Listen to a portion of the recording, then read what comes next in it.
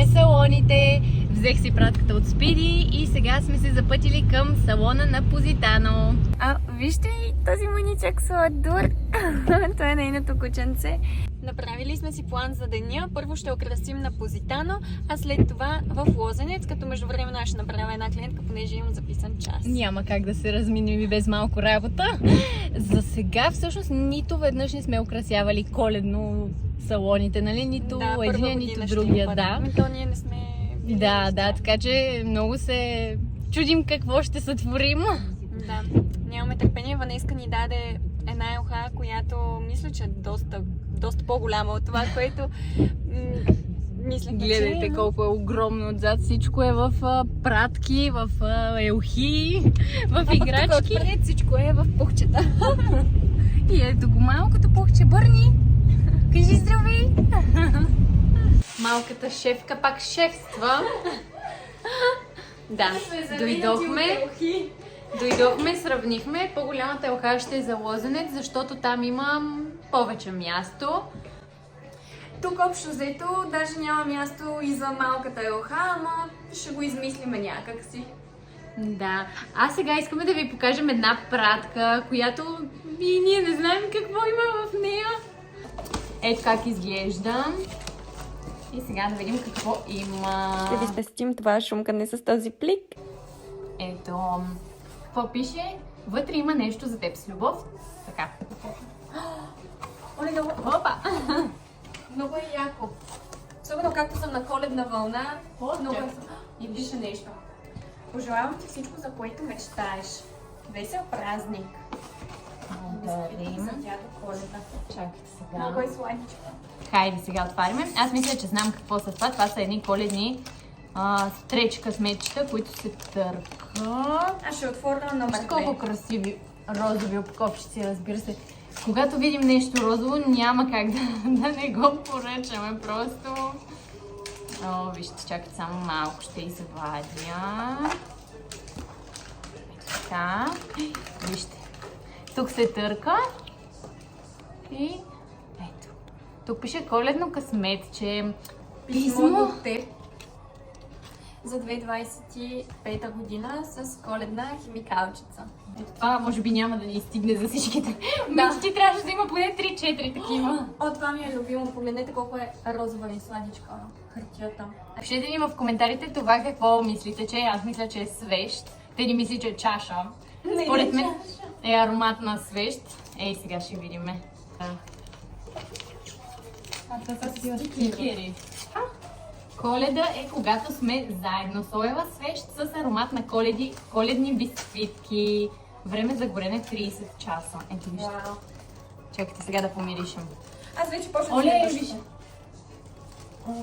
да мириша. Мирише супер вкусно. Имам една скраб, която мирише точно така, наистина уникална. Точно, все едно сме пекли бисквитки до сега. Много хубаво. Направо ми се доядоха. Опа, че малко те скри. Виж. Айде да си го отворим. Вижте!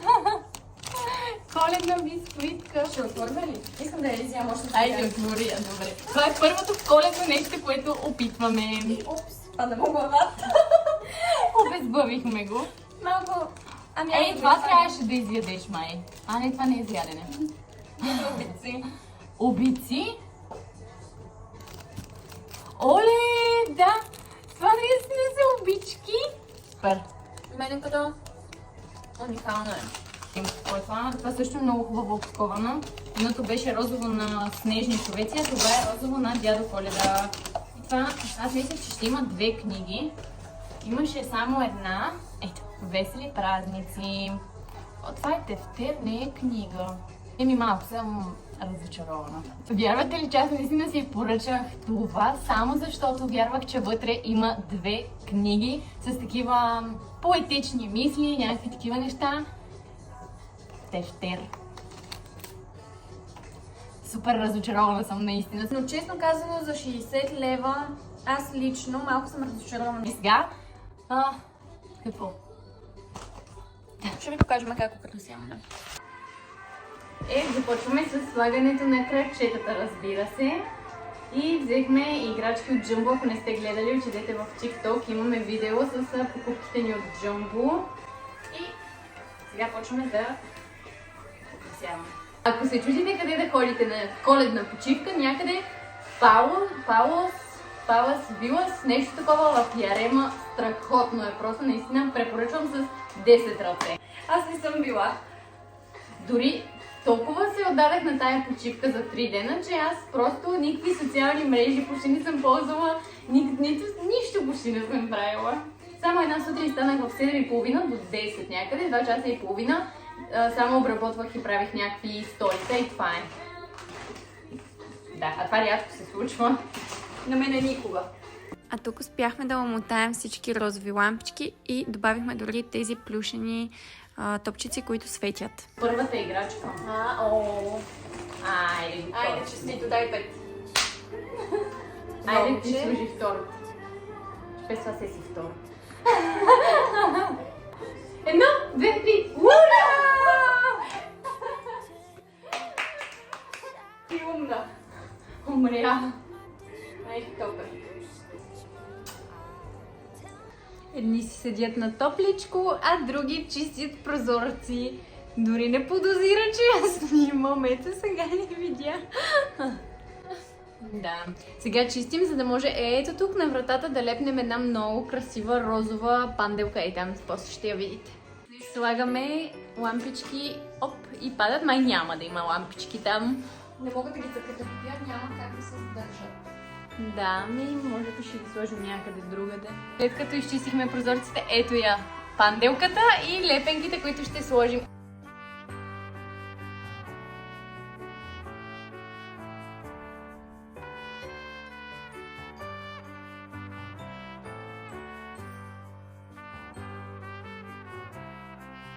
И ето, че клиентката ми дойде, направих един педикюр, докато Бърни се радваше. Красихме! Хайде да видите готовият резултат в салона на Позитано. Не е нещо, кой знае какво, но пък, честно казано, на нас толкова и ни стига. Да, по-добре да не е прекалено. Ето я и елхата, отгоре до долу в цялата е прелест. Тук сложихме лампички, тук малка коледна играчка. Тук са лампички отново. Общо взето това е украсата вътре. Тук добавихме и още едно гномче. И отвън сложихме ето тази сладка панделка. Също малки снежинки, полепени по стъклото. И на места има дядо Коледа и някъде тук имаше още нещо. Напишете ни в коментарите дали ви харесва тази украса. А сега хайде в Лозенец да украсим и там. Хайде! Решихме, че тук ще украсяваме елхата, а после ще й намерим място. Към сега така да направя като по филмите, се ще са пау и тя да са да първата топка. Снимахме, разбира се, и клипче за TikTok.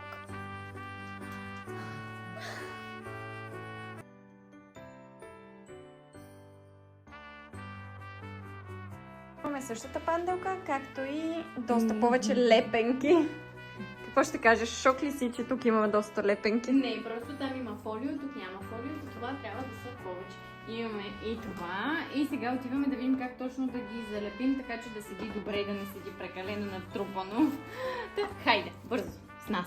За съжаление, навън валеше и беше адски трудно да ги полепим тези лепенки, но все пак успяхме. Харесват ли ви такъв вид украси, които не са в обичайното червено и зелено?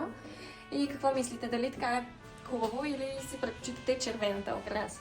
Включваме се чак вечерта, защото забравихме да направим края за видеото. Да, до сега бяхме вкъщи, бяхме на лайв около 3 часа някъде. Супер много се изморихме. На мен ми се доспа от коледните песни на Теди, защото тя просто не спира с това коледно настроение. Не знам какво ми става последните 2 години. Много ми е хубаво да слушам коледни песнички. Искахме да ви кажем приятна вечер, приятен ден, приятен обяд, когато ни гледате и така. Да ви е приятно. Също последвайте, абонирайте се за нас, за да може да виждате и следващите ни видеа, които ще бъдат още по-интересни от сега първите ни, тъй като все пак още сме начинаещи в YouTube и нямаме много опит.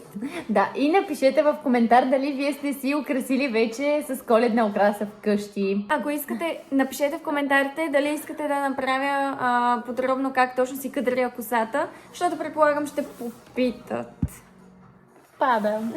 някой от вас как точно си правя кадриците, Няма тъй да като не ги познаете правя как. с маша. С чорап.